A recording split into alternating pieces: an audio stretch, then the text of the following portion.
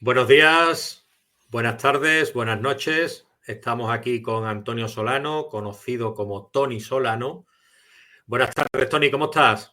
Buenas tardes, aquí estamos, en el lío. Estupendo, estupendo. Pues nada, Tony Solano, que le tengo que agradecer que se pase por aquí y decirle que bueno, que es un honor y que él es catedrático de Lengua y Literatura Española, reconocido por su compromiso con la educación pública y su enfoque innovador en la enseñanza. Actualmente, Tony dirige el IES Bovalar en Castellón, un centro catalogado de difícil desempeño, donde ha implementado proyectos centrados en la inclusión y la innovación pedagógica. Su trayectoria profesional es diversa.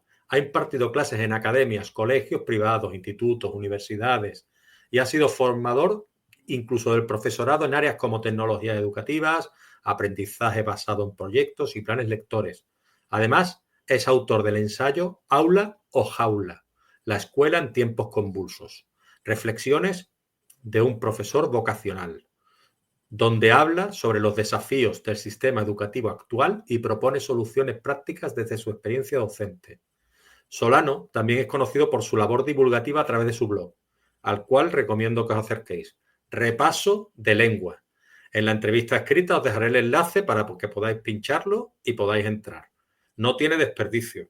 Y su activa participación en redes sociales, donde comparte recursos y reflexiones sobre la enseñanza y el aprendizaje.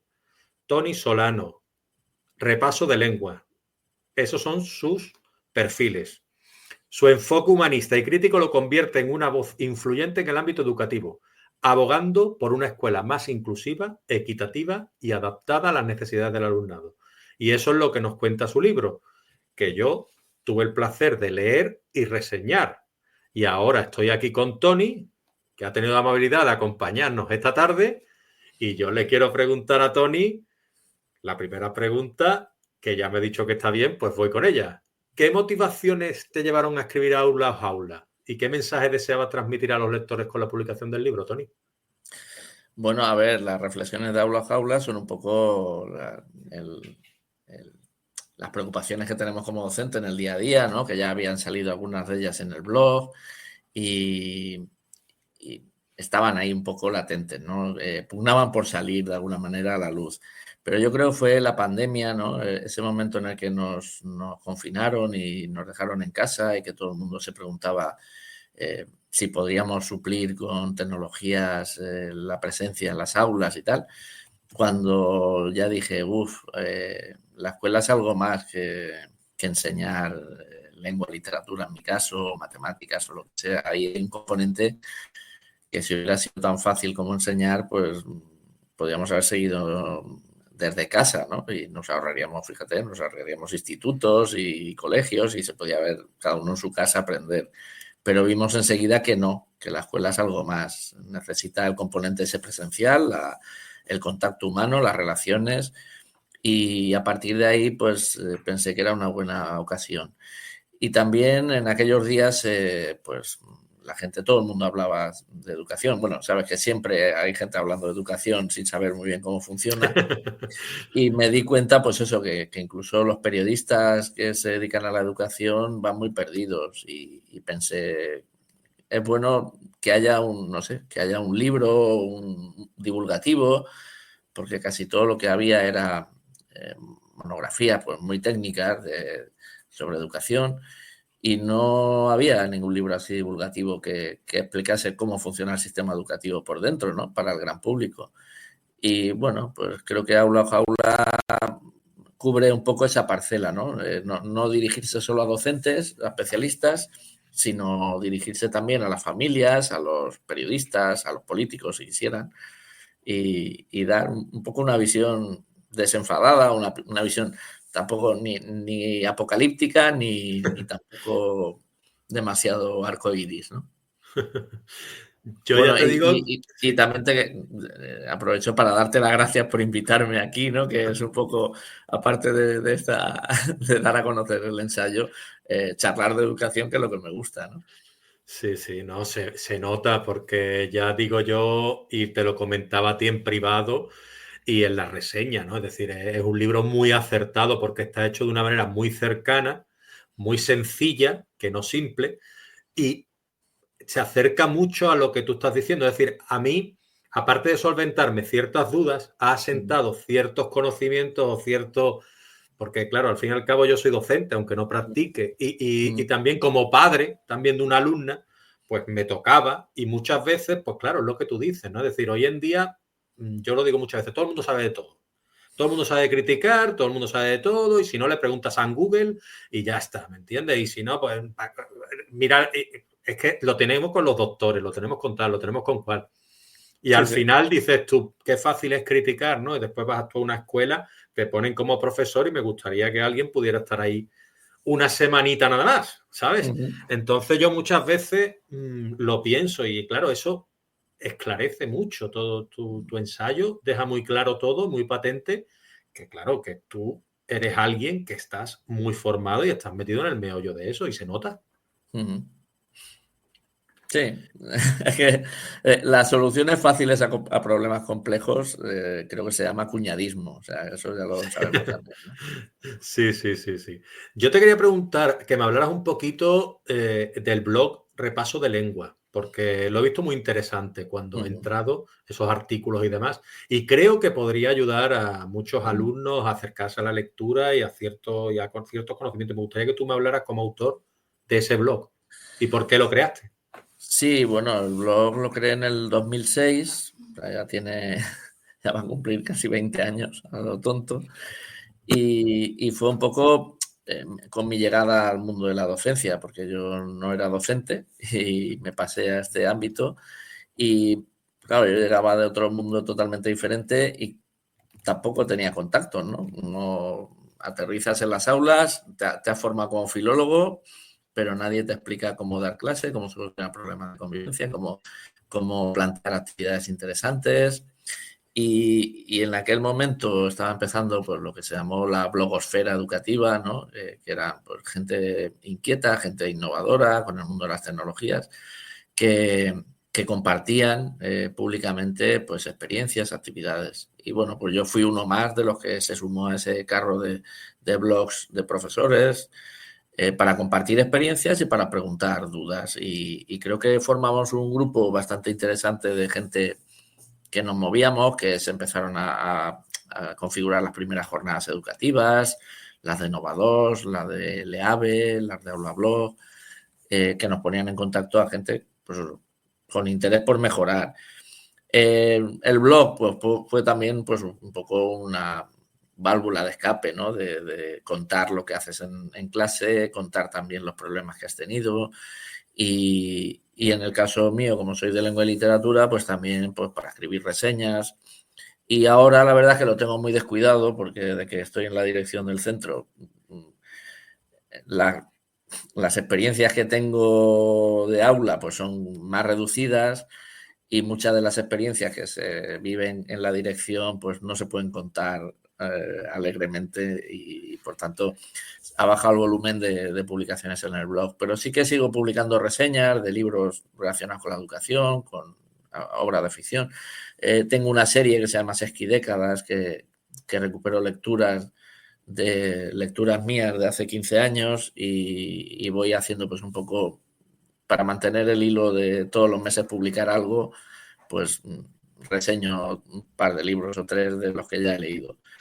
Y ahí voy, o sea, sobre todo el blog me permitió conocer gente interesante con la que sigo manteniendo mucha relación. Sí, sí, eso es lo bonito muchas veces de tener blogs. A mí este camino de escritor, como yo le llamo, a mí me ha dado la oportunidad de conocer a mucha gente y ahora me metí con las entrevistas, ahora he querido meter ya en YouTube y audio porque perdió la vergüenza. Claro, ya casi a los 50 ya algo tengo que perder, aparte No, de, hombre, ya, algunos no sé si la hemos conocido, pero bueno. aparte del pelo, tendré que perder algo más. Digo, bueno, voy a perder la vergüenza y me voy a poner aquí a hacer entrevistas y demás, ¿no? Entonces, yo te Muy quería bien. preguntar, ¿cuáles son los principales desafíos que se enfrenta actualmente el sistema educativo español? Ay, buena pregunta. Pues mira, yo creo que la educación, por suerte, va un poquito mejor cada día, a pesar de lo que se oye por ahí. Eh, pero va a un ritmo que no es el que toca. Entonces, creo que hay una voluntad de que la escuela pues, sea cada día más inclusiva, que llegue a más gente, que haya más alfabetización, que haya más titulación, más preparación académica y profesional, y que además esa escuela sea inclusiva con los derechos garantizados para todos. Eso es lo que dice la ley. Lo que pasa es que luego creo que los recursos, la dotación de recursos está muy por debajo de esas necesidades. Y por otro lado, seguimos con unas ratios que impiden llegar a todos, ¿no? Entonces, está muy bien que queramos ser cada día más inclusivos, pero nos falta mucho porque ya te digo yo que con 30 en clase no se puede atender las necesidades de todos. Ese es uno de los grandes desafíos, yo creo, bajar la ratio y facilitar las condiciones para que la escuela pueda llegar a atender a todos es uno. Y el otro, que yo creo que está sin resolver y que probablemente tarde más en resolverse, es ese modelo tramposo, digamos, de una escuela pública que sigue manteniendo con fondos públicos centros privados. Centros privados que no siempre juegan Sí. con las mismas cartas que los centros públicos. Sí. Y eso también dificulta la inclusión porque genera una vía que segrega. Entonces, es un poco complicado, sé que es un tema que a veces no es cómodo de hablar, el tema de la concertada, pero en algún momento alguien tendría que poner orden en algo que no tiene mucha lógica. Sí, pasa un poco como con la sanidad, también pasa algo parecido, ¿no? Es decir, Sí. los hospitales públicos, los privados. Yo soy Mm, pro pública, la verdad, ¿eh? mm, Porque mm, yo he ido a un instituto público, he ido mm. siempre a la pública y tal, y me parece que siempre se debe mantener. Después están las opciones por motivos, ¿no? Pero yo creo que la pública siempre tiene que seguir adelante porque ofrece la Mm. posibilidad a todas las personas. Entonces, es la manera de poder Sí. salir adelante todo el Mm. mundo en comunidad, pienso yo. Pero Sí. ahora, Sí, es que, claro, en la concertada hay magníficos profesionales como la pública. Sí, no se trata, a veces cuando sacar este tema parece que sea que luchamos unos contra otros. El claro, problema de la concertada es que como sistema ya está mal diseñado porque segrega desde el principio. En el momento en que estableces cuotas que no son tan voluntarias como se dicen, o en el momento en que hay una ideología detrás o una religión detrás, ya no se cumplen los principios de gratuidad, laicidad y igualdad de oportunidades. Entonces, es pública, pero menos pública que la de verdad. sí, claro, yo creo que debe existir las dos y que cada una, bueno, puede seguir su manera independiente, pero que la pública siempre debe ser pública y estar ahí. Mm, Eso es mi mm, punto de vista. Es sí. decir, y después te quería preguntar yo, ¿cómo ha evolucionado la figura del docente en las últimas décadas y qué cambios consideras más significativos a la hora de adaptarse al aula por parte del profesorado?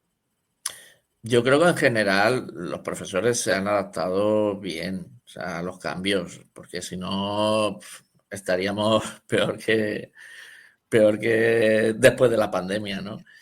Eh, la verdad es que es un sistema educativo muy complejo y ya te digo que cada vez se pide que sea más inclusivo, que es lógico, que se respeten los derechos de los alumnos, las dificultades de aprendizaje, que nos pongamos al día en temas tecnológicos, eh, que además eduquemos, pues fíjate, en alfabetización mediática, contra el bullying, o sea, vamos descargando sobre la escuela cada vez más responsabilidades y los profes somos humanos, no somos, y somos profes, yo soy filólogo, no soy psicólogo, ni soy sanitario, ni nada, ¿no? Entonces, para lo que la sociedad pide a la escuela, creo que estamos bastante bien. Que siempre hay alguien que se sale del tiesto, pues también, pero en general yo creo que los profesionales de la educación son buenos profesionales, salvo Mm. excepciones como en todos los oficios. Sí, yo estoy de acuerdo también. Es decir, tengo Mm, al final somos personas, pienso yo, ¿no? Es decir, yo tengo muy buenos recuerdos de algunos profesores y mm. otros no tanto, pero porque creo que es que somos personas, al final también puede Claro. haber química, no haber química, o a lo mejor yo como estudiante, pues era más revoltoso o menos revoltoso, y a lo mejor Mm. esa persona pues no conectaba tanto. Claro, es que malas experiencias, tú piensas pues eso, en un instituto como el mío hay 100 profesores, ¿vale? 100 profesores, pues calcula cada vez, yo siempre digo lo mismo, calcula cada vez que dicen en la prensa, hay un 15% de la población española que tiene problemas de salud mental. Yo pienso, hay 15 profesores en mi instituto que tienen problemas de salud mental. O sea, hay un 2% de personas que son psicópatas. Pues yo sé que hay 2 psicópatas profesores en mi instituto. O sea, eh, tiene que haber de todo en todos los sitios. ¿Qué pasa? Que claro, un profesor malo entre 100 es un profesor malo entre 100, que es poco, pero sus ciento y pico alumnos lo van a sufrir. Y eso es muy jodido, muy Sí, jodido para ellos y para sus familias. Y claro. a veces, ya sabes tú, que en estas cosas siempre uno pone el acento en lo malo, no en lo bueno. Y si tienes 10 profesores buenos y uno malo, el que te marca es el malo, no los 10 buenos. Sí. Aquí se me ocurre una pregunta, creo que no la teníamos planificada, pero creo que se me ocurre, no la tenía planificada, que era, tú hablabas en tu libro, si mal no recuerdo, que se primaba sobre y si no, corrígeme, por favor, se primaba sobre la nota en lo que eran las oposiciones y demás, es decir, los conocimientos, y no se tenía en cuenta a lo mejor a lo que es pues la empatía y otras cosas que se deben de tener en cuenta o la Sí. vocación en el caso de los profesores. Yo al menos lo interpreté así, estoy muy de acuerdo contigo. Pero claro, ¿cómo? Porque cuando yo esto lo presento delante de otros padres y digo, es que yo para mí las oposiciones están mal enfocadas. No creo que fuera una nota decir, como tengo un 9,8, pues entro primero antes que tú, o porque tengo 3 años más.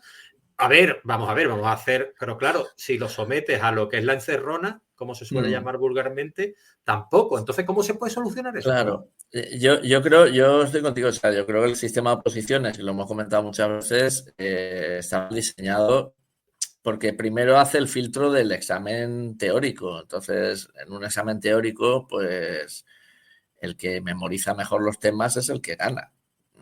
Y te dejas en la cuneta a gente muy válida, pero que, oye, tienes un temario de 72 temas complejos y que no siempre te acuerdas y vives del azar, de sacar una bola de temas, yo qué sé, que fíjate, yo estoy todos los días con la lengua de la literatura, pero no sé, me sale el ensayo en el siglo XVIII y yo ese tema igual no lo he visto desde que estudié la carrera. Es lo que Porque pienso yo. precisamente es un tema que no ves en clase y no tienes por qué acordarte, y más la gente que ya hace años que acabamos la carrera.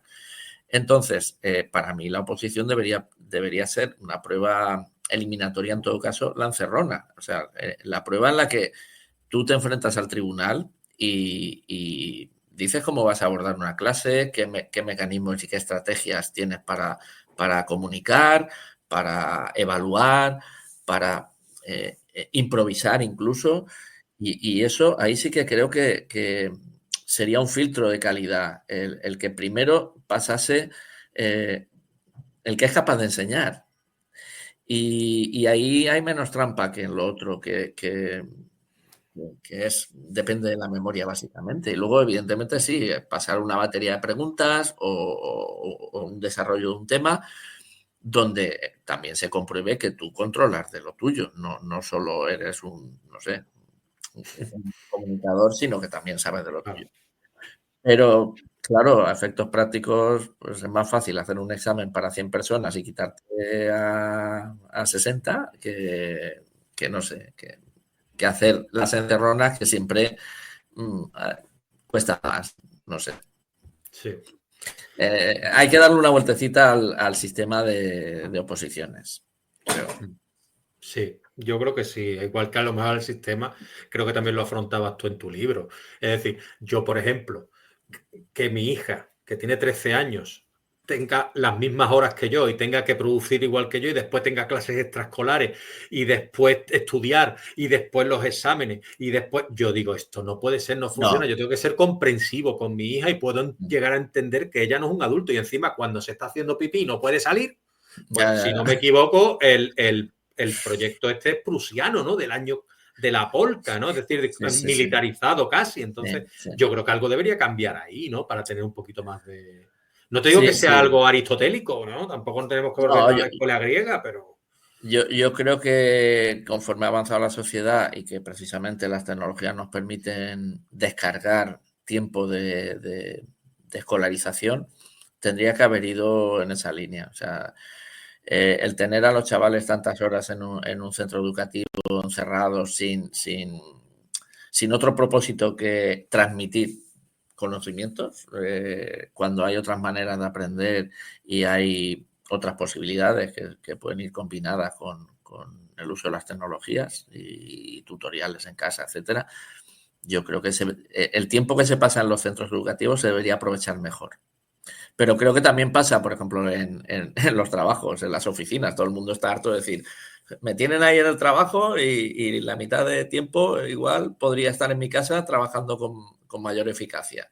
Sí. Pues creo que eso también ocurre en educación. Sí.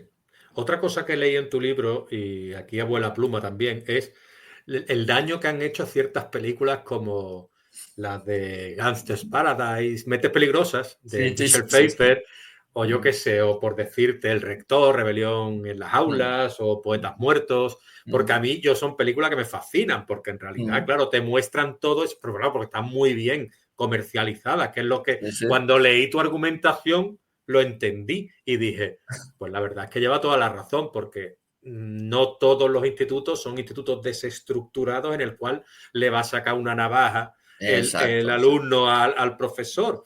Pero Sí, claro, sí, quiero no, que tú me lo expliques un poquito. y el profesor superhéroe este, ¿no? Que él solo se enfrenta. Sí, pues eso, me imagino que, supongo que los policías cuando vean series policíacas también se echarán las manos a la cabeza, ¿no? Y así con todo, ¿no? Los bomberos. Claro, esa ficcionalización, ¿no? Y ese profe que puede con todo y que los chavales al principio lo odian y luego lo adoran, pues no sé, es una romantización del oficio que bien, que está bien, pero que alguien entre en la docencia pensando que va a ser pues Michelle Pfeiffer en esa película, pues se va a llevar un disgusto, porque no es así. Hay que poner un poquito los pies en tierra. No sé si luego, creo que comentamos una pregunta en la que, ¿por qué hacerse docente Sí. o qué deberíamos saber? Bueno, pues esa es una de las cosas, que los docentes de la vida real no son como los de las películas. Además, es verdad. Y mira, los adultos, pasando un poquito, dando un pasito adelante en lo que es la charla que tenemos, quizás los adultos hoy en día, quizás tengamos, por eso es que somos padres o incluso los que no son padres, ¿no? Que puedan tener algún concepto algo más sesgado de la juventud. Tú que estás más cerca de ellos en el día de hoy, en el día a día, ¿cuáles dirías que son las principales preocupaciones y aspiraciones de los adolescentes? Bueno, hay una tendencia a pensar que los jóvenes y los adolescentes no se interesan por nada, que están solo con las redes sociales, con el TikTok, con no sé qué. Bueno, no es verdad. O sea, ellos cuando hay temas que les apasionan, se meten de lleno en ello. Yo creo que casi todos los centros organizan jornadas y debates y actividades relacionadas pues, con el medio ambiente, con la sostenibilidad, con el papel de las mujeres en la sociedad, con la política, con la inmigración, o sea, con problemas de la vida real en la que los jóvenes pues tienen unos puntos de vista bastante sensatos y argumentan con mucho interés y con mucha pasión a veces, ¿no? Eh, no creo que un debate de adultos, lo que pasa es que los profes somos unos adultos muy particulares que ya hemos pasado un filtro, es el sesgo del superviviente, ¿no? Nosotros ya venimos con una carrera, ya hemos pasado un filtro, ya hemos pasado esa criba y nos relacionamos muchas veces con más docentes, con lo cual pensamos que pues todo el mundo por ahí, todos los adultos, hablan de temas interesantes como nosotros y tienen ese nivel cultural y de erudición que tenemos los profes. No, somos una subserie que estamos ahí. Entonces, cuando dicen, no, es que los jóvenes se juntan y no hablan más que de chorradas, no es así. Y además, es que los adultos, tú párate en una conversación de bar, o sea, en una terraza de un bar y verás que no están hablando ni del existencialismo, ni están hablando de la pintura impresionista ni nada de eso, perdona, o sea, las salas de profe son microsistemas ahí, ecosistemas muy reducidos. Y tendemos a pensar que ellos no son así, pero es que evidentemente no son así, estamos educándolos y es bueno que aprendan y que les quede todavía mucho recorrido.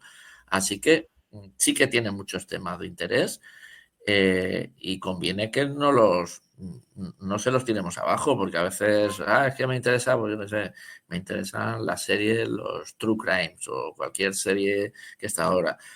Pues eso no vale la pena. No vale la pena, que nosotros veíamos Los Serrano, Médico de Familia, por favor, que eso no tampoco son series para echar. Además, de verdad, es que tuve ya al salir de clase, que era una serie así de institutos y tal, y yo muchas veces me llevaba las manos a la cabeza porque yo decía, esto no pasa en los institutos, pero bueno, en fin, por lo menos estaba bien la serie, era entretenida, Sí, sí. y es lo que tú dices, pero que tampoco era pachacoete, es verdad. Yo te quería preguntar, yo muchas veces me lo planteo y digo, a ver, ¿es posible que los jóvenes hoy en día, ya si se preocupan, yo creo que sobradamente estarían mucho más preparados que en nuestra época, porque tienen toda la cultura al alcance de la mano? Pero es posible que ya de por sí estén realmente más preparados, aunque pensemos lo contrario. Yo creo que sí, y creo que si les diéramos las herramientas para empoderarse, que es esa palabra ahora que está tan de moda, si le diéramos herramientas para empoderarse, creo que tienen muchísimo potencial. Pero fíjate lo que hablábamos antes, ¿no? Están en un sistema educativo súper rígido y súper rígido que les impide conectar unas cosas con otras. Aquí están trabajando el castellano y a la siguiente hora están trabajando el valenciano. Igual estamos abordando el mismo contexto, el del siglo XIX, por ejemplo, que incluso los de historia, pero los currículos van tan desconectados y tan inconexos, y los profesores tampoco trabajamos en equipo porque cada uno somos de una madre y un padre, que no hay manera de aprovechar ese potencial. Y igual yo estoy viendo el siglo XIX y mi compañero eso ya lo ha visto, pero los chavales no conectan que lo que estamos viendo en literatura está conectado con lo de historia y luego tampoco lo conectan con música o con valenciano.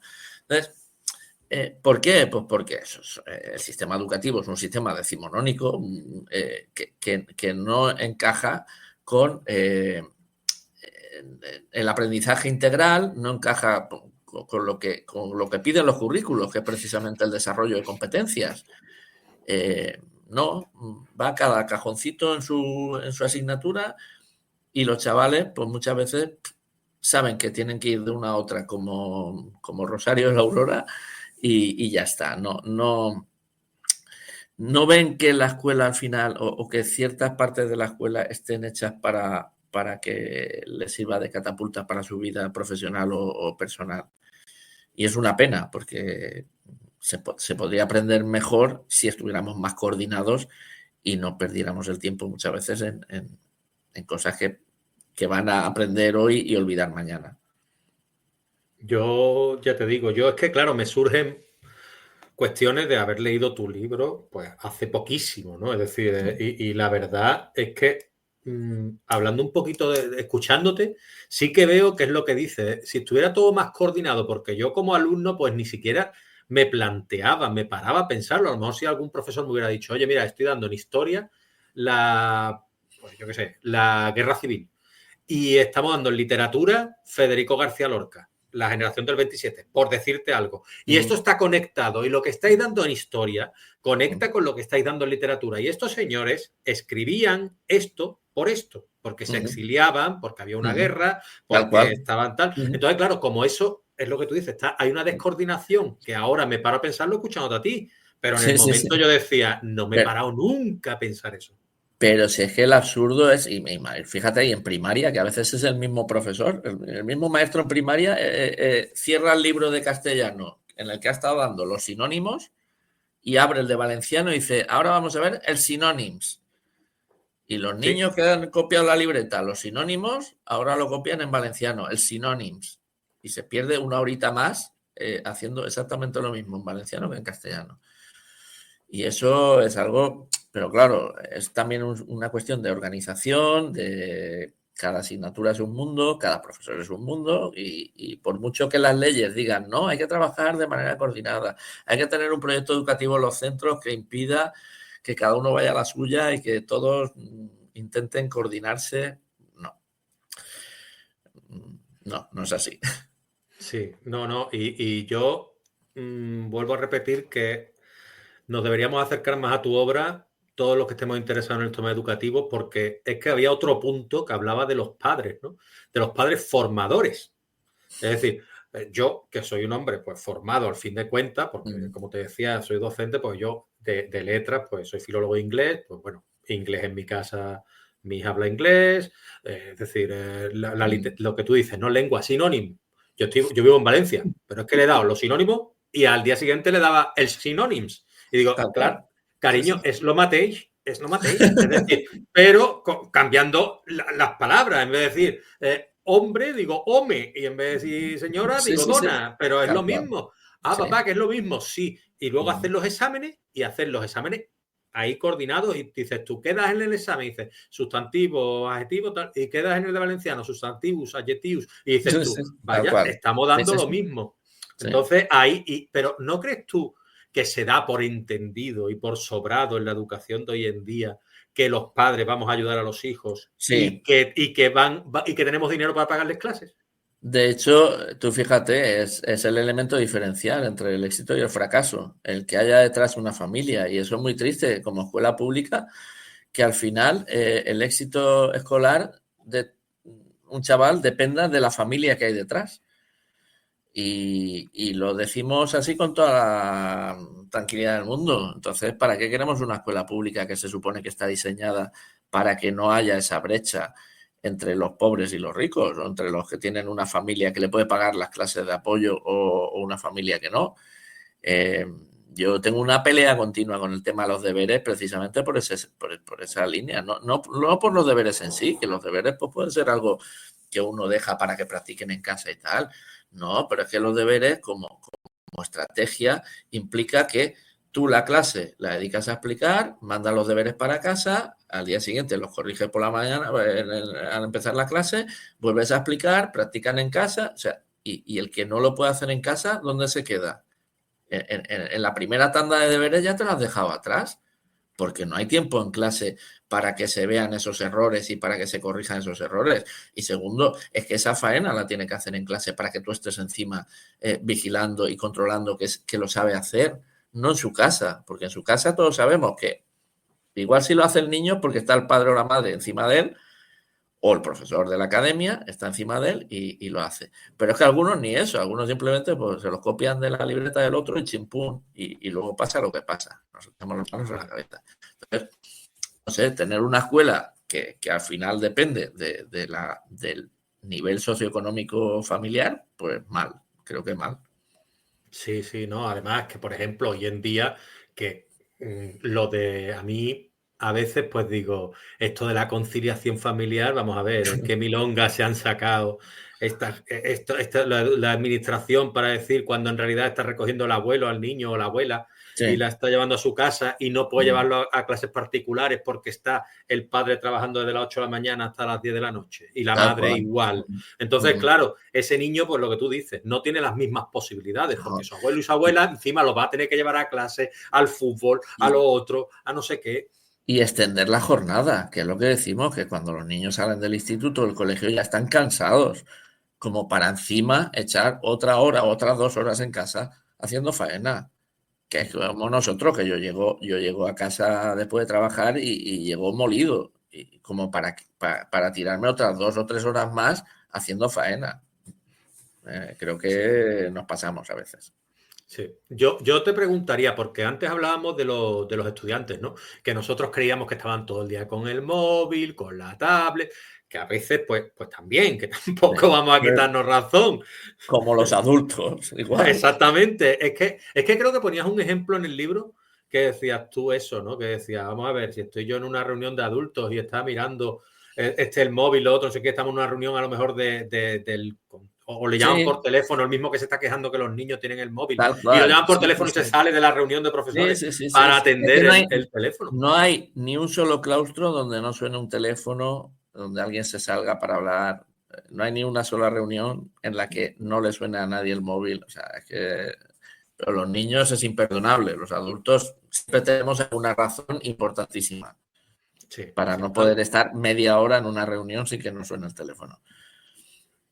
de verdad. Y yo te quería preguntar, en esa sociedad en la que hay tantos impactos de imágenes que invitan al consumo, que esa es otra, y a pensar de esta manera o de la otra, que hay tantos temas de, por ejemplo, de chavales que están metidos en apuestas, ¿qué tal? Que dices tú, ostras, es grave, ¿no? Y que hay tanta desigualdad en algunos aspectos. ¿Cómo pueden los docentes abordar eficazmente esa diversidad cultural y socioeconómica en el aula de la que estamos hablando?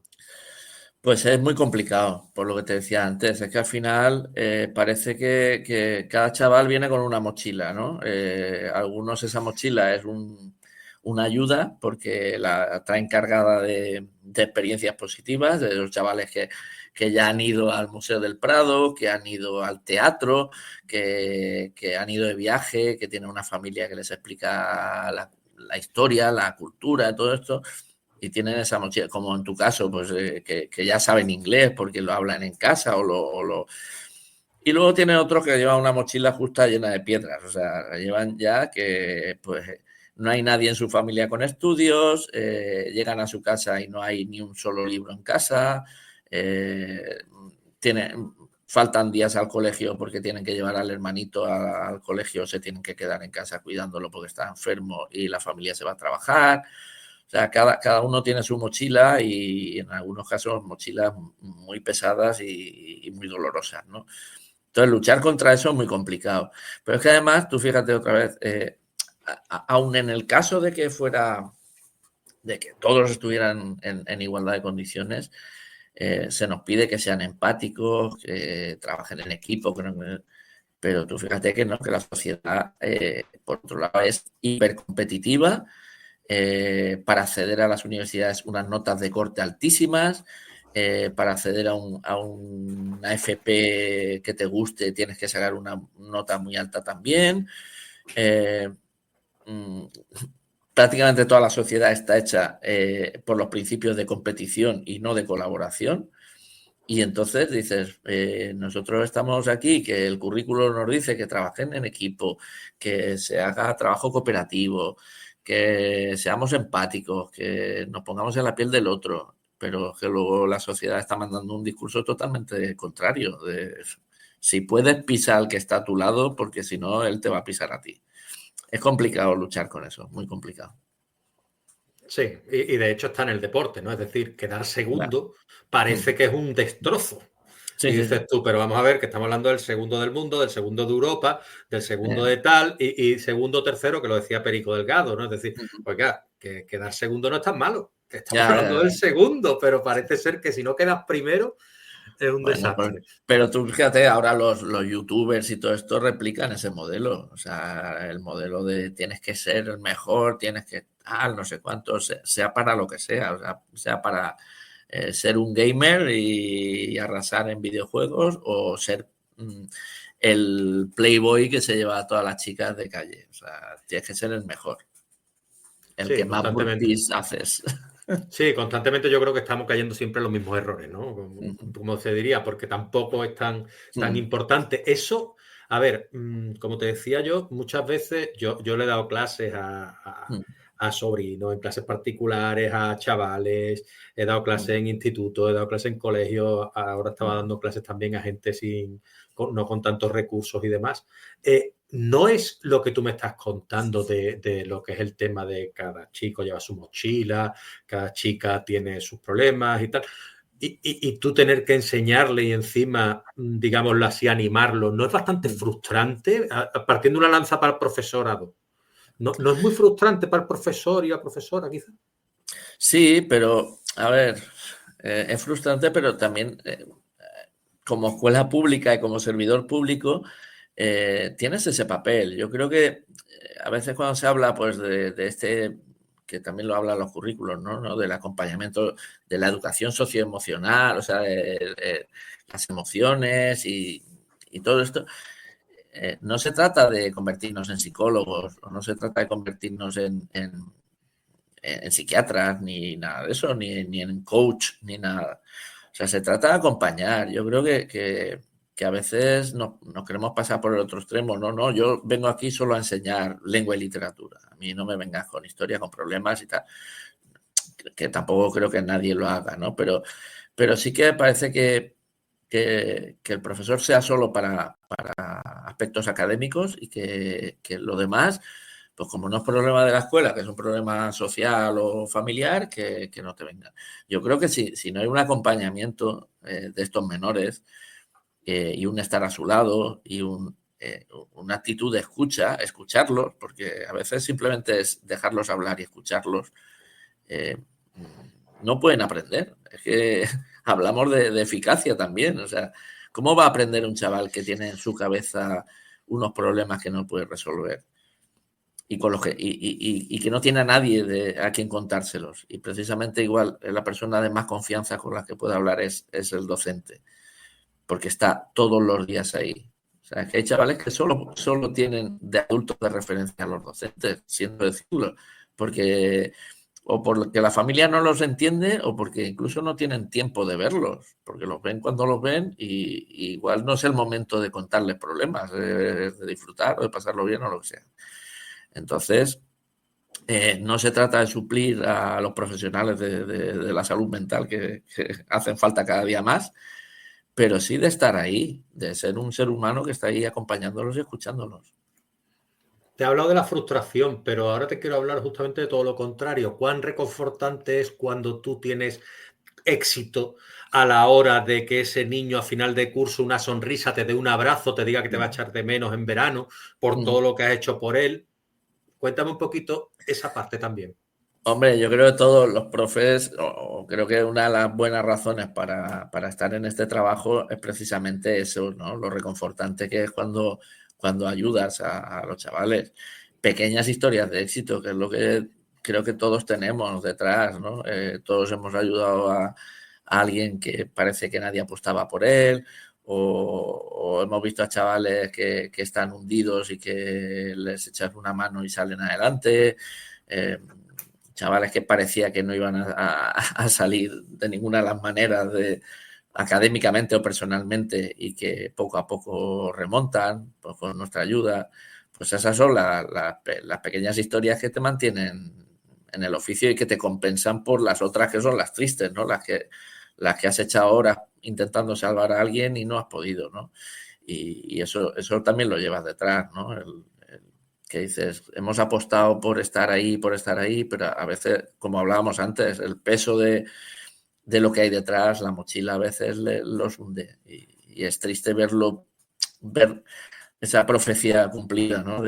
Ostras, este chaval, como no le echemos una mano, no sale adelante. Y a veces ni siquiera echándole una mano los conseguimos sacar. Pero bueno, me imagino que pasa también en cualquier servicio público, los médicos supongo les pasa también, las enfermeras, los enfermeros, los bomberos, no sé, en todos los ámbitos del servicio público. Y yo muchas veces lo digo yo, a ver, intento restarme, bueno, yo tengo 48 horas, cada vez me resto más, digámoslo así, ¿no? O sea, intento restarme 35, 30 años y tal, y me pienso, qué difícil ser adolescente. Pero si no me entendía ni yo, Ya, ¿cómo voy a entender yo ahora un adolescente si no me entendía yo mismo? ya, es que eso también se olvida a veces, ¿no? Yo digo alguna vez, no, es que claro, es que tienen que venir educados de casa. Digo, no, pues si tienen que venir educados de casa, ¿para qué nos pagan a nosotros? O sea, es que hay casas donde no los van a educar, lo siento, hay casas donde no los van a educar porque precisamente ya arrastran un déficit de formación cultural y personal que las familias no están educadas porque por circunstancias no todas las familias tienen la misma formación y no tienen la capacidad de educar para una convivencia, por ejemplo, bueno, tú sabes que hay familias que, no, si te pegan, tú pegas el doble de fuerte. Bueno, pues claro, en la escuela tiene que compensar eso, que es un discurso de ojo por ojo, diente por diente. Entonces, no sé, hay que asumir que somos educadores y que no solo somos instructores de una materia, somos educadores y es un trabajo muy complejo porque estamos con menores que precisamente lo que necesitan es modelo de referencia que por un lado le digan esto está bien y por otro lado cuando está mal no solo se sancione, sino que se acompañe y se entienda que están aprendiendo y que es normal que hagan cosas mal. Claro, si no te equivocas entonces, ¿cuándo te vas a Claro. equivocar, no? El Si nos error, equivocamos ahora, yo lo pienso. claro, el Yo digo, error me es fuente de equivoco yo. aprendizaje. Estoy seguro de que en esta entrevista me habré equivocado antes y después. Sí, Y sí, me sí, equivocaré mañana y pasado. ¿Cómo no se va a equivocar un chiquillo que está total. empezando a vivir la vida, digámoslo así? Está tomando decisiones que van a ser súper importantes. Ujú. Porque ciertas edades, claro, llega un momento que dices tú, ahora tengo que elegir letras o ciencias. Luego tengo que Claro. elegir lo que voy a hacer toda mi vida. Sí, Y sí, sí, encima sí. teniendo en cuenta lo que me está diciendo mi padre, que en Mm. nuestra época era, esto tiene más salida, el otro tiene menos salida, pero es que cuando acabes de trabajar, alma Ya, mía, no va a tener la misma salida esta que la otra. tal cual. Sí, sí, sí, sí, ¿Sabes? sí, ¿no? Y aparte, salida profesional, si luego te metes en una cosa que no te gusta, vas a estar amargado toda la vida. O sea, Exacto, exacto. ¿Y cuánta gente se cambia en el primer año de carrera o en el segundo de carrera porque sí, tal? Pero es que eso forma parte de la vida. Yo creo que incluso es lo bonito cuando sí. tú te haces, cuando tú ya eres realmente quien quieres ser, porque tú me hablabas Ujú, antes de que tú no eras docente antes. ujú. ¿Podríamos Bueno, profundizar un poquito en esa historia tuya, así de antes? ¿Por qué la, cambias a la docencia? la cuento en el libro, sí, yo era Sí, sí, por ferroviario. eso, por eso. Yo era ferroviario y, bueno, y a mí me encantaba mi trabajo, pero llegó un momento que también me gustaba mucho leer, me dediqué por las tardes a sacarme la carrera de filología porque me gustaba la literatura y llegó un punto que dije, pues casi que me gusta más esto que lo otro y di el salto. Entonces, bueno, pues aterricé como un marciano en la educación porque venía de un ámbito totalmente diferente y al Pero ahí me final aplauso. yo no, ahora no concibo mi vida ya una vuelta atrás, o sea, yo estoy encantado con ser docente y a pesar de lo mucho que me gustaba y me sigue gustando el mundo de los trenes pero ya una vez lo probé esto no quise salir. Ahí me aplauso porque qué difícil es cambiar de ámbito cuando tú ya tienes tu futuro Pues sí, sí, enfocado. Es decir, que sí, eso tuvo que ser difícil en lo personal, entiendo yo, y sí. luego sacarte la oposición, lo otro, mientras trabajaba, que eso es muy complicado. Ujú, Entonces ahí sí. ya te digo que mi enhorabuena en ese aspecto. Y después, pues, a ver, estamos hablando, o siempre en la palestra está el acoso escolar, la Mm, formación de los chavales, que si lo educan en casa, que si lo educan en el colegio, que si tuviera que haber más educación en el colegio también, aparte, más implicación. Pero claro, yo mi pregunta es, ¿qué es más importante para ti dentro de una balanza? ¿El conocimiento de la materia o la mm. formación como personas de cara a afrontar la vida y reconvertir un poco esos aspectos que a lo mejor vienen de casa más, digámoslo así, más limitados? Bueno, a ver, ahí se mezclan dos debates. Por un lado está, yo creo, el debate este que hay muy en redes de saber de lo tuyo y saber enseñar, ¿no? O sea, ese es uno de ellos porque es el clásico, ¿no? ¿Qué es mejor profesor? ¿El que sabe mucho aunque no sepa enseñar? ¿O el que sabe enseñar muy bien porque es buen comunicador y se lleva muy bien con los chavales y maneja muy bien la clase, pero luego sus conocimientos de su materia son muy flojitos? Y yo creo que es un falso debate, porque es un oficio en el que los dos aspectos son fundamentales. O sea, yo creo que por mucho que sepas de lo tuyo, aunque seas, yo pienso ahora, un premio Nobel de literatura o un catedrático universitario de literatura, lo metes en mi clase de segundo de ESO y le da un parraque y se muere. O sea, por mucho que sepa de lo suyo. Entonces, hay a veces esa idea de que poner a una persona que sabe mucho de lo suyo hablando delante de 30 adolescentes, va a conseguir que esos 30 adolescentes sepan lo mismo que esa persona que está enfrente de ellos. O sea, es un desconocimiento total de lo que es la pedagogía, lo que es la didáctica, etcétera. Entonces, el caso contrario, igual de ridículo, ¿no? Un super profesor con muchas dinámicas de grupo y tal, pero que no sepa nada de lo suyo. Entonces, ¿qué va a enseñar? No va a enseñar nada. Así que hay que combinar ambas cosas. Somos profesores de algo y en ese profesores entra la capacidad de comunicar, de transmitir, pero también de gestionar un aula, de solucionar conflictos, de saber qué alumno necesita qué cosa y todo esto, ¿no? Más aparte, lo que sabes de lo tuyo, porque si no sabes de lo tuyo, pues poco. Y luego están esos otros aspectos que son los que dices tú de prepararse para la vida. Y ese prepararse para la vida también forma parte de nuestra función, porque es que está en el currículo, no es algo que venga añadido, lo recogen las leyes y nos insisten, porque son competencias como aprender a aprender, la competencia social y ciudadana, o sea, son la educación en valores, estamos hablando de valores democráticos, porque no, es que, ¿en qué valores valores democráticos? El respeto a los demás, el respeto a la diferencia, no sé, cosas que creo que están fuera de discusión, ¿no? Lo que no entra en esto de la educación es que fomentes el odio a los extranjeros, el odio a las mujeres, el odio a los homosexuales. Eso yo creo que es inviable. Mientras nos movamos en los valores democráticos, creo que es fundamental. Porque si no, pasa lo que pasa, que cada vez que dejamos algo de esto fuera, tenemos problemas. ¿Por qué? Pues porque no, eso lo hacen en casa. Sí, pero vuelvo a repetir lo que he dicho antes. En casa no siempre se educa en lo que quiere la sociedad, que lo que quiere la sociedad es que sea una sociedad respetuosa y en casa no siempre hay una educación por el respeto y por los valores. Así que creo que es muy necesario que se combine todo, ¿no? Que la ecuación esa esté todo, ¿no? Que esté el saber de lo tuyo, el saber enseñar y el completar con esos valores de convivencia y de relación sana, ¿no? con los demás.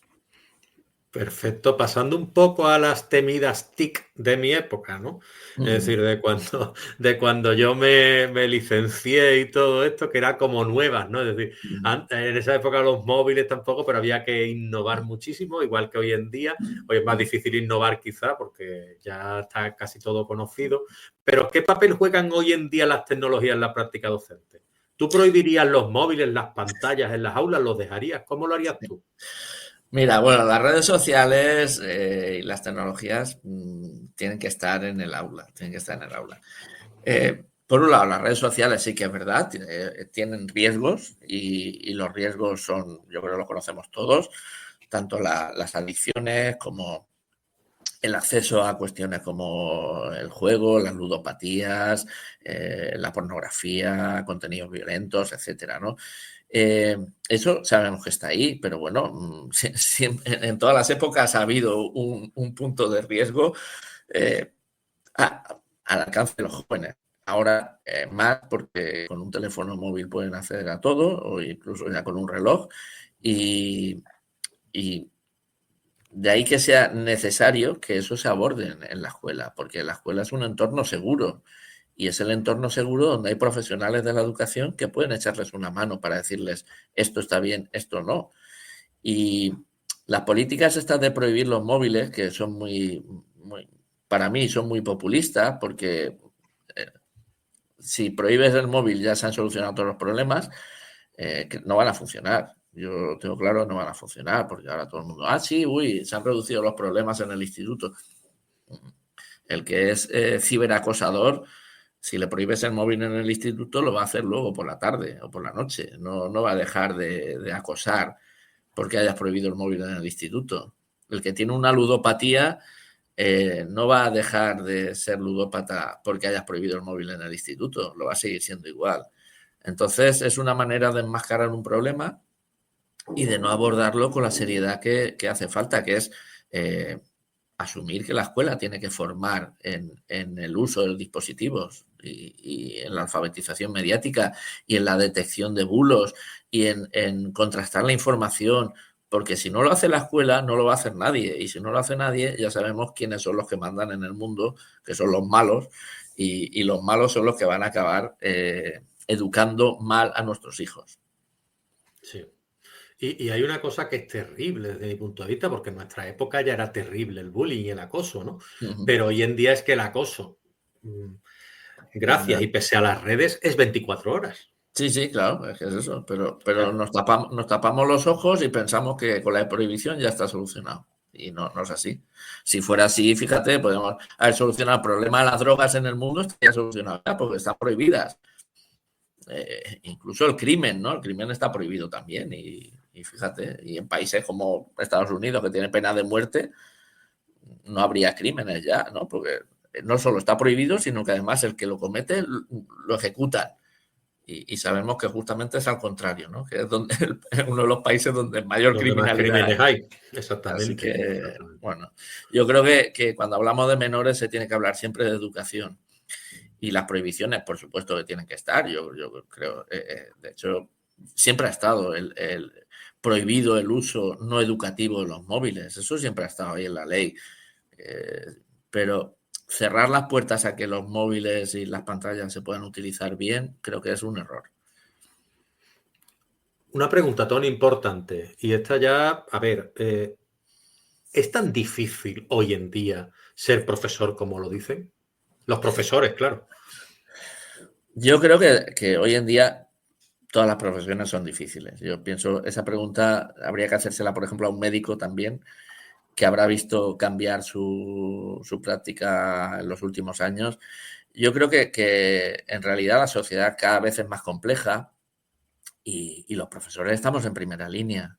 Y creo que encima trabajando con menores, pues nos damos cuenta de muchas cosas que todavía están por llegar, ¿no? Porque somos un poco como los detectores de tendencias, ¿no? Lo vemos casi antes que nadie, ¿no?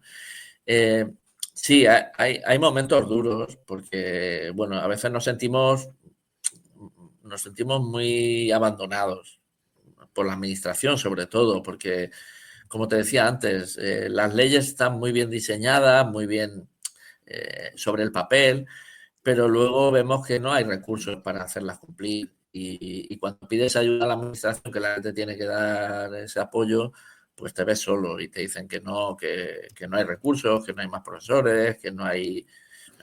Un centro como el mío está ahora mismo por 200 personas más de las que caben en realidad. Los centros se han convertido muchas veces en espacios masificados. Siempre faltan recursos. No tienes, cuando tienes a un chaval con alguna necesidad y pides el recurso, te llega igual, si te llega, pero igual te llega medio año después. O sea, esa sensación de abandono institucional es algo que castiga mucho cuando estás ahí en primera línea, porque tú no puedes eludir tu responsabilidad, tienes a los niños delante y es muy frustrante ver a un menor con unas necesidades que sabes que encima su familia no le puede ayudar y que el único que podrías echar una mano eres tú, pero claro, hay cosas en las que no puedes echar una mano porque no dependen de ti, sino de la administración. Y esa sensación de frustración. Pero por lo demás es también es un trabajo muy bonito que yo no pienso cambiarme y creo que muchísima gente que está trabajando conmigo no se plantea cambiarse de trabajo. Sí que es verdad que llega un momento que estás quemado, es un trabajo en el que si no lo gestionas bien es muy fácil acabar quemado y que hay que tomarse a veces un tiempo y decir, voy a parar o incluso me voy a cambiar de centro porque estoy en un bucle, porque a veces también vivimos en burbujas, ¿no? Cada centro funciona de una manera y se generan unas dinámicas y a veces hay que parar y decir, voy a cambiar de aires porque no me va bien. Las rutinas también son muy peligrosas, pero bueno, yo creo que tiene lo bueno de ser un servicio público en el que tú ves que haces un bien por la sociedad Y por otro lado tiene lo malo de que, bueno, que no siempre cuentas con todos los recursos necesarios para ello. Sí, hablamos otra vez, de nuevo, de la frustración y la recompensa un poco. Es decir, yo mi pregunta ahora sería, ¿tú podrías compartir alguna experiencia, tú que estás tan contento, tan motivado de ser profesor, que haya reforzado tu compromiso con la docencia? Bueno, yo creo que las pequeñas historias de éxito, pues creo que lo comentábamos antes, ¿no? Chavales que nadie apostaba por ellos y que de golpe pues van saliendo adelante.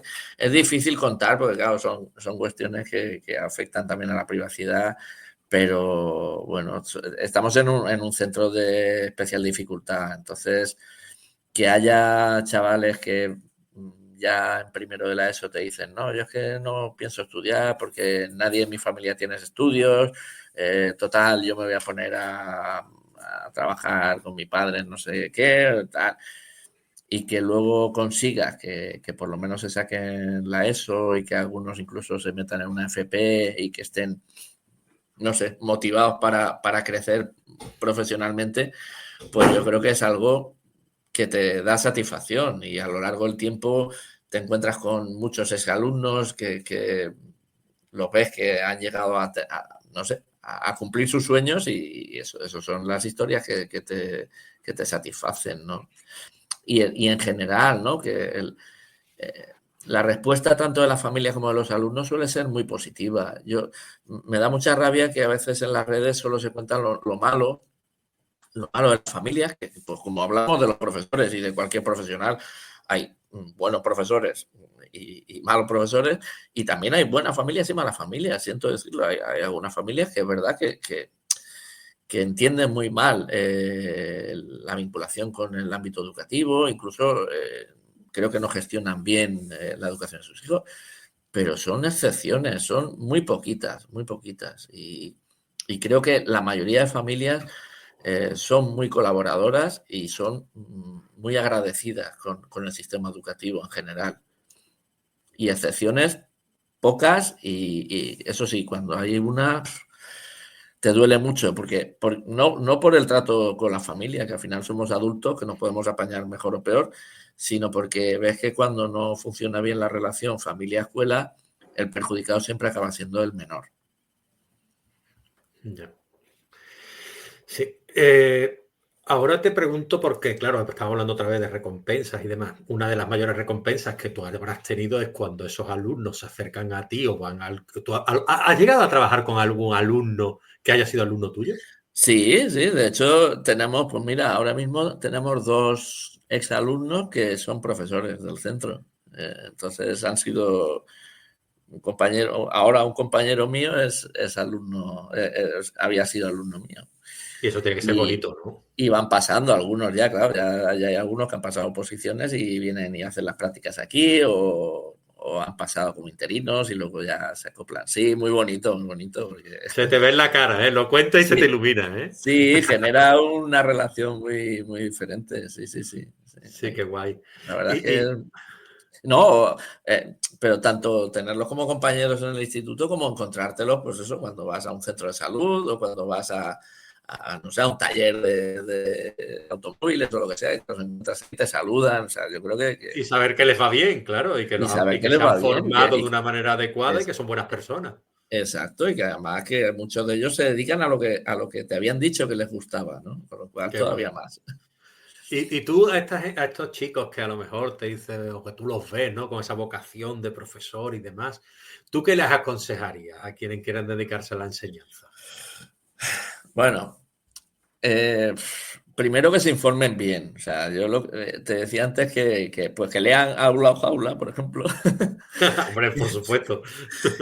No, que lean sobre educación, porque que no se dejen llevar por la manera en la que han aprendido ellos, porque otra vez, el que se quiere dedicar a la educación es un perfil de persona que generalmente no ha tenido problemas de aprendizaje, que aprende bien y fácil, que es un triunfador del sistema porque le ha ido bien y por tanto ha ido aprendiendo y ha acabado dedicándose al mundo de la educación y es muy peligroso que piense que todo el mundo aprende igual que él. Y ese sesgo acaba condicionando, porque te hace ver que, pues si yo aprendí así, ¿por qué estos niños no aprenden? ¿No?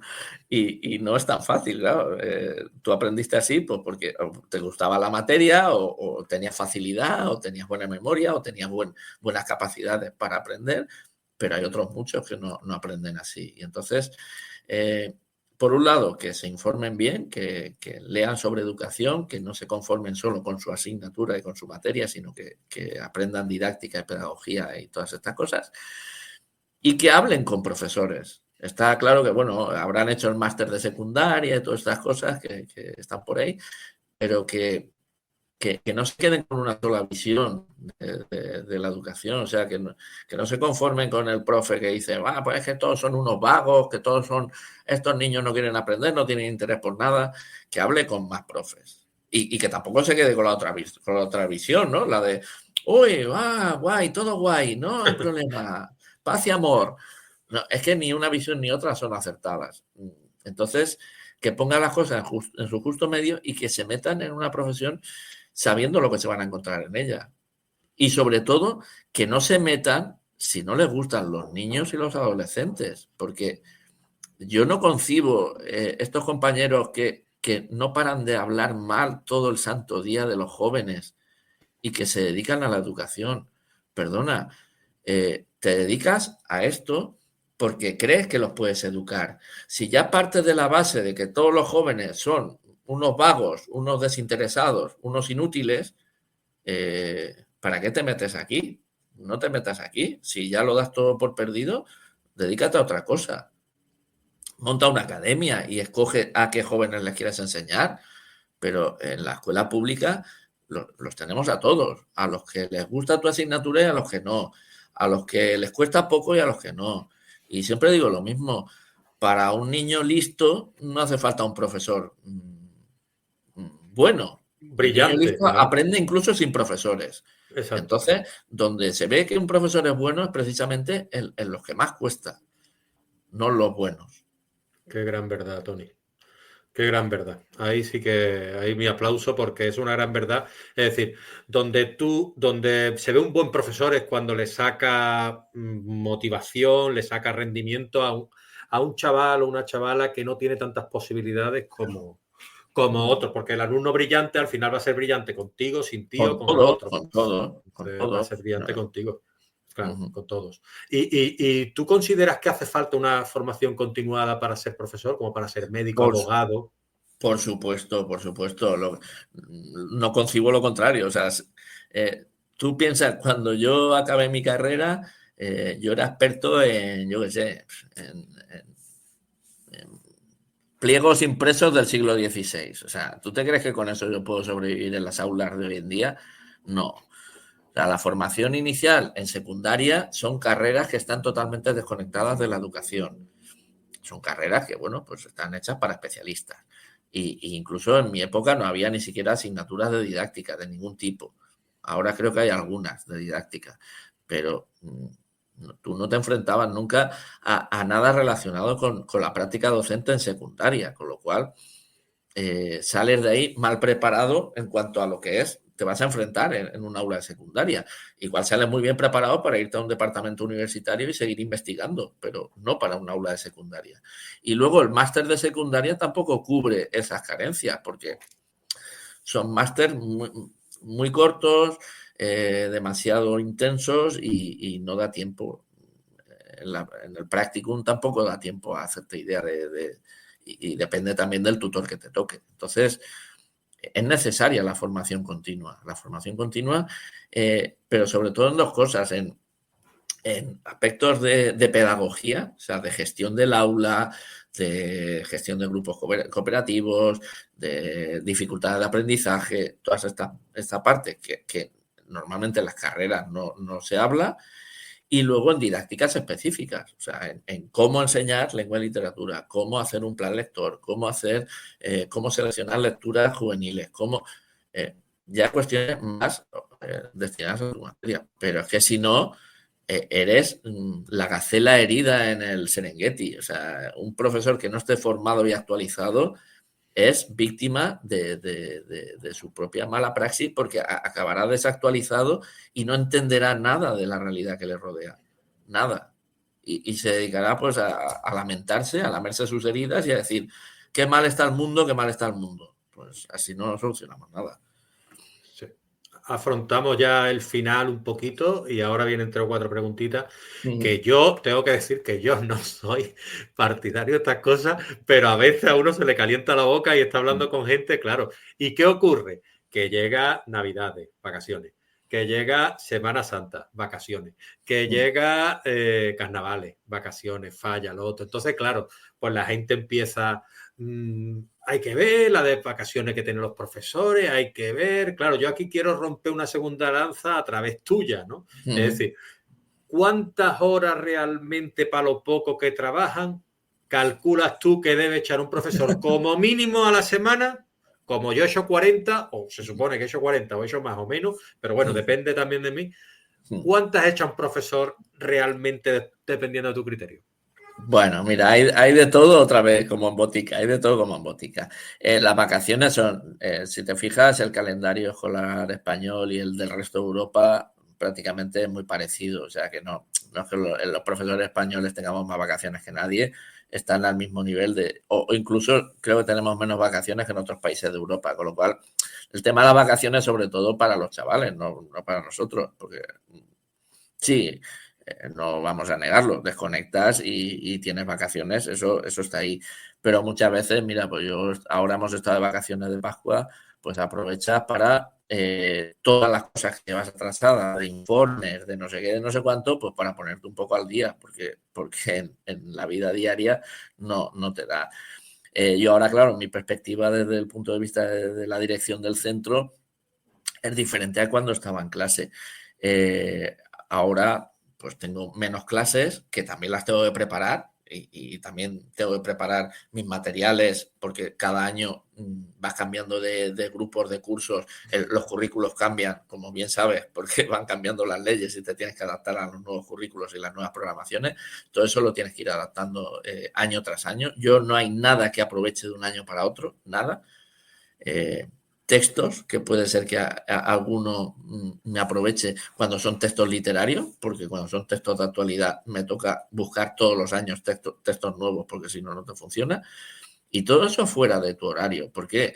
Porque, vale, un profesor de secundaria aquí en la Comunidad Valenciana tiene 25 horas de permanencia en el centro mínimas. O sea, esas son las que te toca estar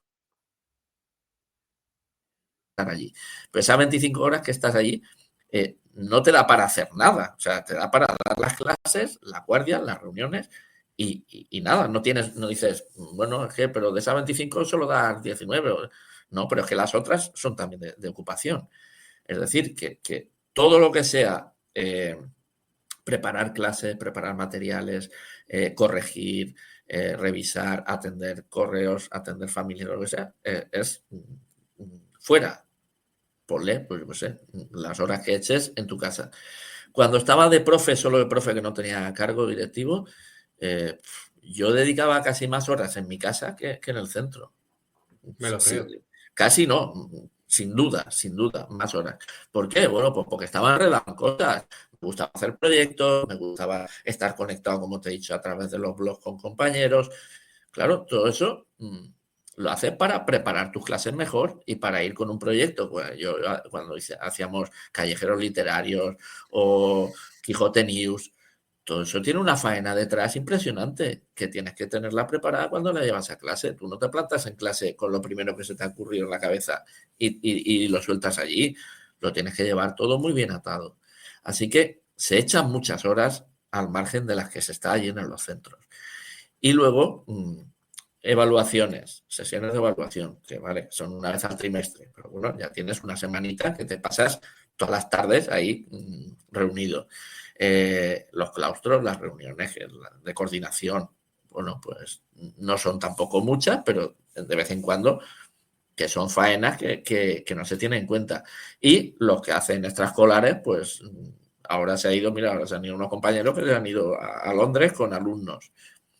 Que habrá quien dice, mira, fíjate, encima de vacaciones con los alumnos. No, Evidentemente no saben lo que es ir no, con no, no. Yo he adolescentes. ido, yo he ido también y sé que Eh, es una, es hombre, muy difícil. que tú sabes lo que es ir con tus hijos, que tú a tus hijos les dices, quietos aquí, y son tus hijos y te hacen caso, pero tú ahora vete con 20 o 30 adolescentes que no son ninguno hijo tuyo y que tienes que ir enseñándoles sitios por ahí.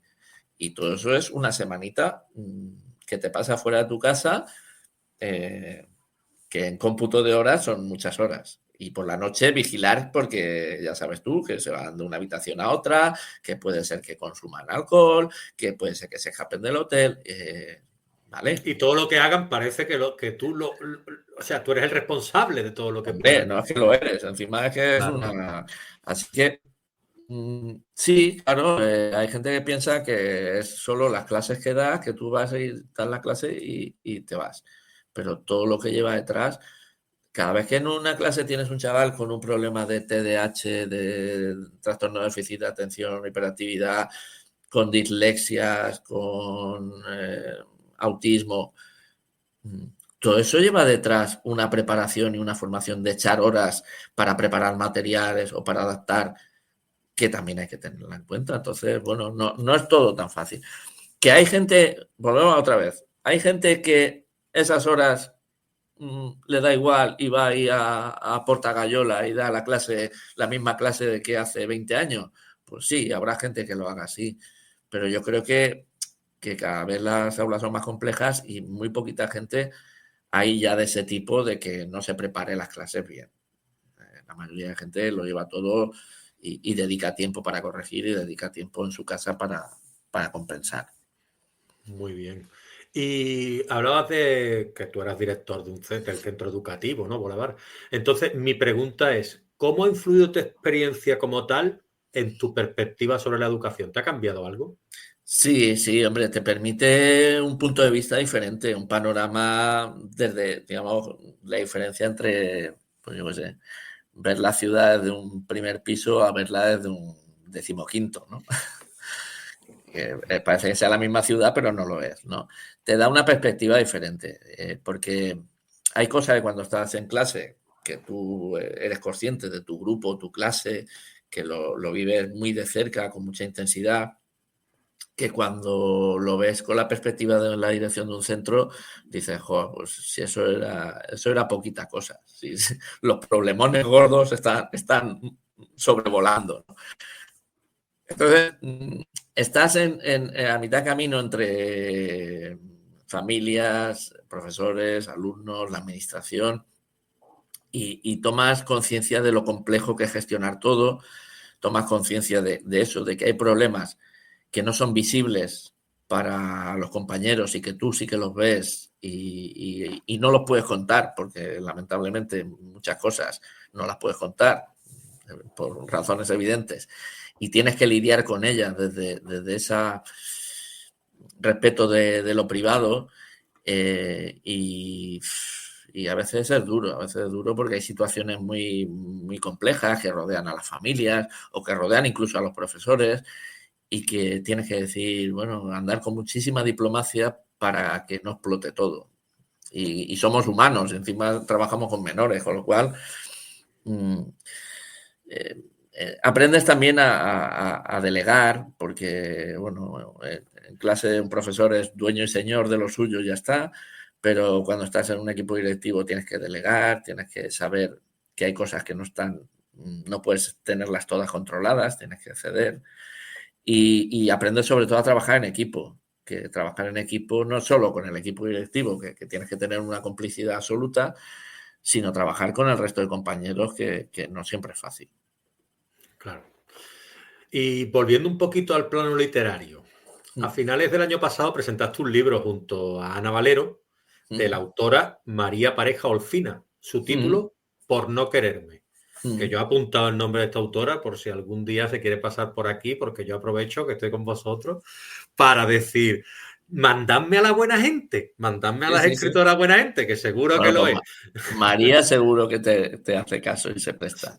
Pues yo estaría encantado de recibirla porque me ha llamado mucho la atención este título, por no quererme. Ujú, Ahí es donde está la clave, creo yo, un poco del título para nuestros oyentes, ujú, nuestros seguidores.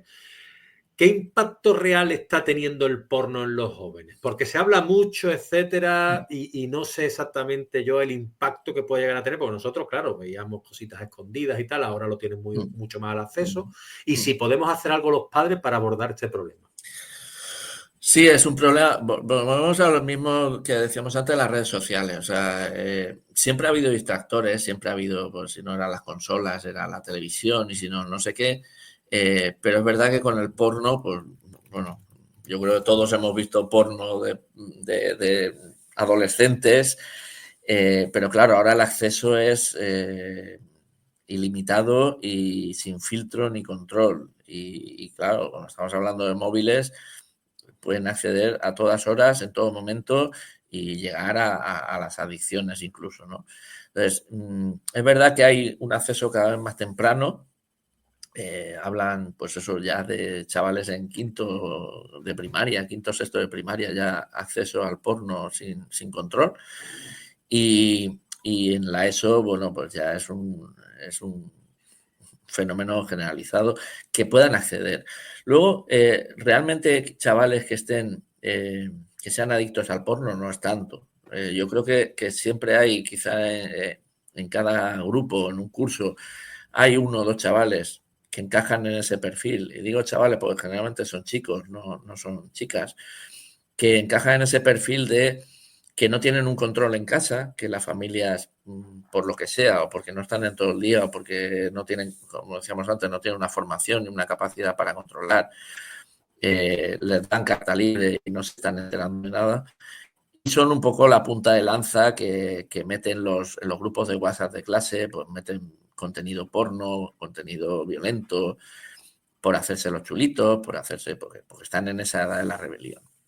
El porno, desde luego, es un problema que afecta a la educación porque se tiene que abordar, como te decía antes, del tema de los móviles, la pornografía, igual que la salud mental o la salud, la nutrición y todo esto, es un problema que se debería abordar en los centros educativos, no solo con charlas puntuales, sino con un plan fijo que abordase el tema de manera seria desde las tutorías y con profesionales. Y ayudado por otras instituciones, porque parece que al final la escuela está sola y los servicios sociales también tienen que intervenir en los casos en los que se detecte que hay familias que no controlan el tema del acceso al porno de sus hijos. Y, y campañas de educación para evitar que los chavales puedan acceder a eso eh, y que se castigue a las empresas que no ponen filtros, porque a fin de cuentas que puedan acceder a los chavales Es un eh, sí y un no. es Mayor porque, sí. exacto, es porque no se castiga a las empresas, pero igual que con el tema de TikTok, que sabemos que hay menores en TikTok, cuando la política de empresas que a partir de, no recuerdo muy bien si es 16, 16 creo. menos de 16 no debería haber, y todo el mundo sabe que hay niños con 10 ya en TikTok. Pero claro, a la empresa no le pasa nada, pues al final la culpa siempre pues, de la escuela que no educa. Pues bueno, la Sí, escuela hace lo que puede. exacto. Y bien que lo hace. Y quería preguntarte yo, para ir acabando un poquito nuestra charla, mal que me pese, ¿algún proyecto o plan literario que tengas tú a la vista después de aulas a aulas? Estoy a tope de tiempo, o sea, de tiempo ocupado. Me quedan todavía 3 años de proyecto de dirección. Eh, si todo va bien, bueno, pues de aquí a 3 años me liberaré de las cargas de dirección, que ya serán eh, 12 años en total, con lo cual creo que he cumplido mi cuota de responsabilidad en este sentido.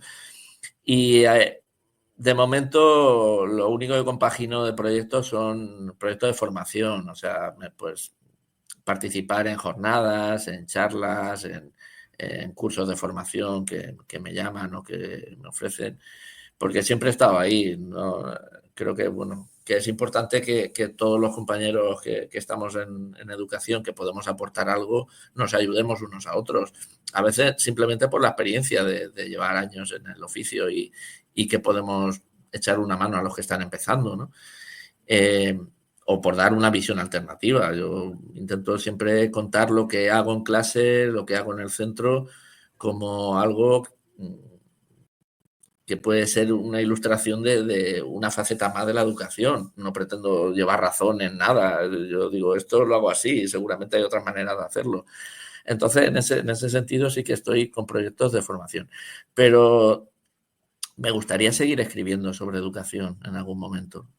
No descarto un aula o jaula 2, ¿no? Porque, pero algo en la línea de divulgación, porque creo que sigue habiendo mucho desconocimiento del mundo educativo, muchos prejuicios y es bueno que la gente, la sociedad sepa que pues, la educación, como todos los ámbitos de la vida, pues tiene sus luces y sus sombras, pero que es un oficio complejo y que por mucho que la gente piense que todo en educación se puede solucionar todo prohibiendo o con mano dura, que esto no funciona así, que hay que ver todos los matices.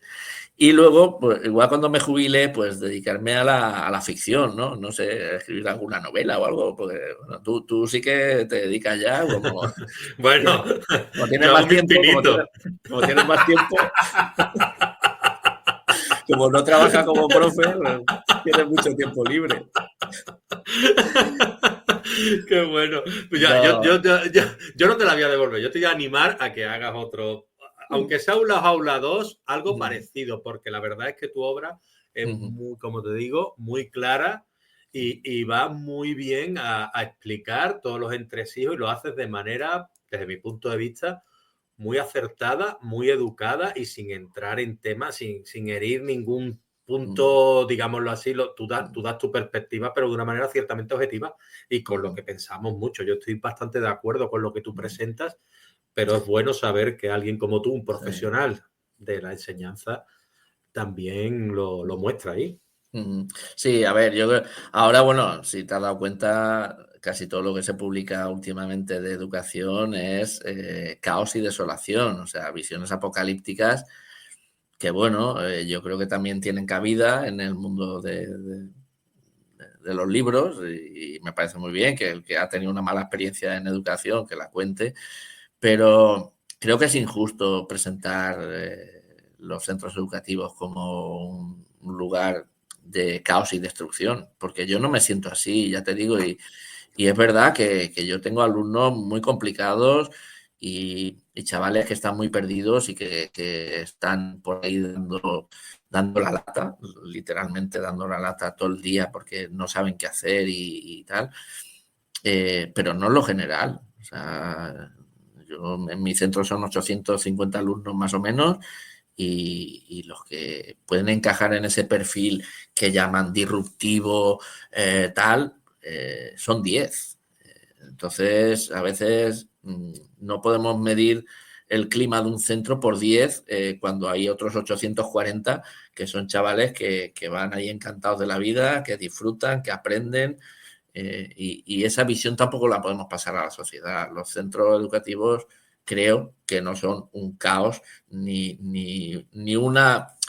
un parque de atracciones, como se empeñan también a veces en decir, ¿no? Que van allí a jugar y a divertirse y no aprenden nada. Estamos ya muchas generaciones ya de chavales que van a estudiar a las universidades, que son buenos profesionales luego en el día a día, que se los rifan en otros países del mundo y han salido de nuestras aulas. Y yo esto de el caos y la desolación llevo escuchándolo desde que entré hace 25 años, que los chavales no tienen interés, que no sé qué, que no sé cuánto. Es el mismo discurso repetido una y otra vez. Y si fuera así, oye, mira, muchos compañeros que están ahora dedicados a la educación ya eran esos que eran insoportables. algo no cuadra, ¿no? Sí, sí, sí. Yo fíjate tú, a mí me llamó la atención que yo cuando leí El Príncipe de Egipto, el libro este, es decir, yo dije, es que lo dice en el libro, que los jóvenes eran ya en esa época era Sí, como, hay que ver a los jóvenes que van a acabar con el mundo, ¿no? Pues tal cual, imagínate, no. ¿sabes? No, hay que echarle la culpa a los jóvenes, pero tú fíjate, pon un poco las noticias y verás tú quiénes son Sí. los generadores de caos, a cómo son los jóvenes. Además, de verdad. Y nada, ya por último, porque claro, es que esto daría todas las, digamos así, las respuestas que tú me das, que me has dicho 840 alumnos para un director y Sí, para un y jefe de un estudio y turno, para... porque estamos, hay 1.000 personas ahí en un espacio diseñado para 600, hay 1.000 personas de 8 a 3 de la tarde, o sea, por encima estamos en un solo turno, con lo cual las mañanas son intensas, son intensas.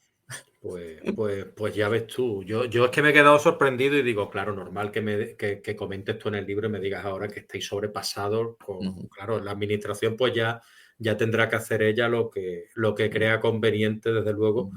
pero claro, son muchos alumnos. Y yo te quería preguntar ya para acabar, porque si no estaría aquí un buen rato, si estuviéramos cerveza mediante, cafelito mediante, me tiraría un rato hablando contigo, pero a lo mejor tú no escribes un aula o dos, pero yo te insto a algún día volver aquí y Sí, hacemos hombre. un Tony Solano 2 y ya hablamos de otras cositas, aunque yo me leeré el libro gustoso otra vez y Muy hablaremos de bien. otros temas, o si escribe algún libro dentro de un tiempo, cuando tenga Ujú. más tiempo tú. Sí, sí, sí, yo No confío hace en que falta estar jubilado, te viene aquí otra vez. eso está ahí, eso ya está ahí casi. Sí, bueno, yo no te veo tan mayor, yo te veo a ti bastante jovencito, pero no, bueno, si tú me lo dices, yo me lo creo. Nada, preguntarte, ¿dónde podemos adquirir tu obra, Aula o Aula, para quienes estemos interesados y queramos saber un poco más sobre ti? Vale, bueno, está publicada por la Esfera de los Libros, que es una editorial bastante potente.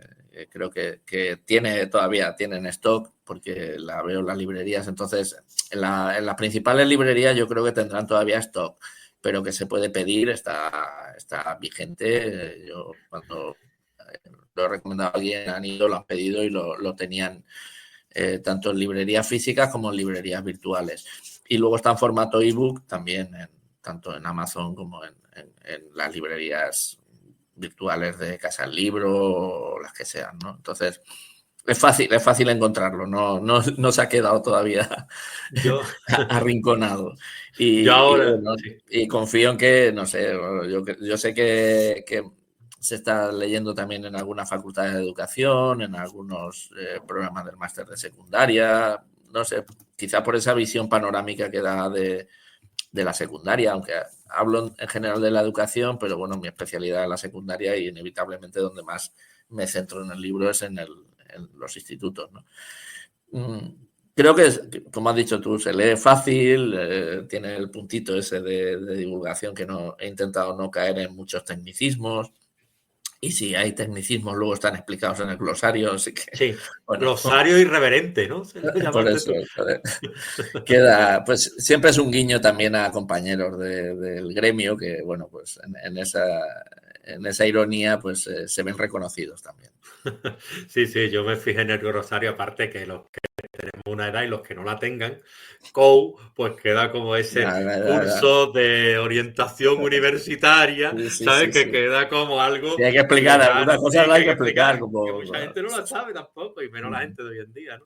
Sí, Y tendré que hacer uno ya de las TIC, ¿sabes? De las TIC en el aula, porque, bueno, yo qué sé, las web quests, las cazas del tesoro, los J-Clicks, o sea, tú los Kahoot fíjate, estos nuevos, a ver, sí, el Kahoot, pero el Kahoot ya, eso ya es, está ya, anticuado. ya está anticuado, ahora ya todo es ChatGPT y cosas de estas. Pues mira, yo aquí dos cositas más. Volver a repetir lo de María Parejo Olcina. Por favor, si ella no ve esta entrevista, que tú le comentes que pues, Ujú. está súper invitada a este espacio. Si tú te la has pasado bien, háblale bien de mí. Y Sí, después, sí, pues se lo nada, diré. Ujú, darte mi enhorabuena por tu obra ujú, y solicitar de nuevo a la gente que tú como profesional, como divulgador, como, como persona de vocación a la enseñanza, que se demuestra ahí todo y que se acerquen a tu obra porque merece mucho la pena y que ha sido un verdadero placer charlar contigo, agradecerte de nuevo que estés aquí después de una jornada intensa de trabajo que, que has tenido, porque lo sé, y este ratito, pues eso, agradecértelo No, por tu generosidad y tu tiempo. y gracias a ti por invitarme y creo que bueno, esta labor que haces tú también de divulgación y de entrevistas y de dar a conocer autores y de dar a conocer experiencias creo que es muy interesante y compensa también esos contenidos que a veces absurdos que hay en YouTube y en los podcasts que creo que para los educadores a veces encontrar sitios como el tuyo que pueden abrir la mirada y pueden enseñarnos algo es muy interesante. Pues no hay mejor cumplido que me hayas dicho. Y yo voy a cerrar la entrevista aquí ya, porque ya me quedaba ahí, me voy a derretir en el sillón, ¿sabes? Qué No, bonito lo que me acaba de decir, Tony. De todo digo verdad, sí, ¿eh? sí. Porque esto es mucho No, trabajo ya, nos ya. falta Sí. motivación, pero sí que es verdad que cuando alguien te lo dice, que me lo decís todos, Pero pero, fíjate que pero lo difícil que es. lo que hablábamos de los profes, que claro, la gente ve el podcast, ve el vídeo y dice, a ver, mira, total, por estar charlando ahí 1 hora y media, se piensan que han estado, ya se merecen, ¿no? Tú sabes que detrás de esta 1 hora y media nos hemos tirado un ratito bueno y largo preparando la entrevista, todas estas cosas, que esto también tiene su Claro. trascienda, ¿no? Y yo creo que es interesante darse cuenta de que las cosas para que salgan bien requieren su preparación y que requieren que haya detrás gente profesional como tú. Pues muchas gracias, porque yo es lo que digo siempre, digo, esto hay que verlo, o por lo menos yo me lo pongo, Mm, esa es mi barrera, mi barrera como en los saltos de altura, ¿no? ujú, El respeto profundo hacia ujú, la obra de la persona que está enfrente, porque yo también he escrito ujú, alguna, pero ya no solo por eso, y hacia la persona sobre todo, y porque, claro, porque es que la gente que yo invito aquí, aparte de haber escrito un libro, para mí son profesionales como la copa de un pino. Entonces ujú, yo, qué menos que acercarme a vuestra obra o por lo menos saber de lo que estamos hablando, ¿sabes? ujú. Pues sí, Entonces, pues, se agradece y se nota. pues nada, hombre, muchísimas gracias, un abrazo A ti. y hasta la próxima.